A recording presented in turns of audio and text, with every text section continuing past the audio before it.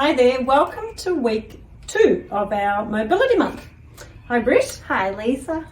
And what we're going to go through this week is your thoracic spine. So your chest and your mid and upper back. So this is our lovely skeleton. So what we're looking at doing is trying to isolate that thoracic spine. So if you've got pain around the upper back or the mid back, then you might just want to, check what we're going to go through in a tip. Yeah. All right. So when we say we're focusing on the movement of the upper back, we're really focusing on the bottom of the neck, so where your thoracic spine starts, and the bottom of your rib cage. So it's this top component here that we're working on assessing the movement of.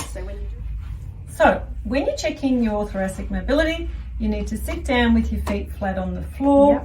You need to brace your lower back, pull your belly button to your lower back, and cross your arms over your chest. Beautiful. So just making sure that your core is nice and supported, because you really want to make sure you're just moving that upper part of your back, as we spoke about earlier. So we're trying not to use that lower back. So we're just getting an indication of how that thoracic spine is moving. So it will rotate, and it will side bend, and you will flex and extend.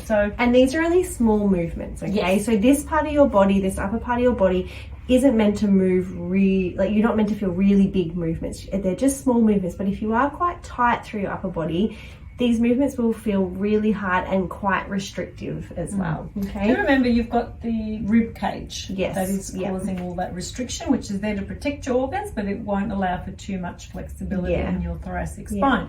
Okay. So what we're looking for is, when we're looking at rotation, we're looking at that little bit of rotation, a bit of a twist, right and left. So you're just really being aware of how far you can go one way and the other. It's not a big movement, remember, and is there any pain or ache, and where you're feeling that. And do you feel tighter going one way compared to the other? Exactly, you've got to compare. So the next one is a side bend. Again, it's not a big movement, you're just trying to move from here, and again, compare one side to the other. Is one easier than the other? Are there any aches or pains when doing those? Okay. The next one is your flexion and extension. So again, brace, flex. And it's just a small movement down. You don't want to be bringing your body all the way back. And then extend. So it's kind of easy to use that, hinging from the hips and your lower back, but it is just that small movement. So have a little feel of that.